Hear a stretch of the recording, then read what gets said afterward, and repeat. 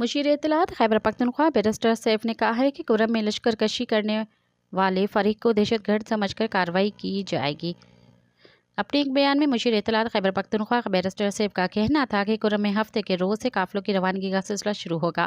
بروز ہفتہ جانے والے قافلے کی سفری اور حفاظتی انتظامات جاری ہیں۔ ایپیکس کمیٹی کے فیصلے کی روشنی میں کرم کو اسلحہ اور بنکر سے پاک کیا جائے گا۔ انہوں نے کہا کہ معاہدے کے مطابق اسلحہ جمع کرنے کے لیے دونوں فریق 15 دنوں کے اندر مربوط لائے عمل دیں گے۔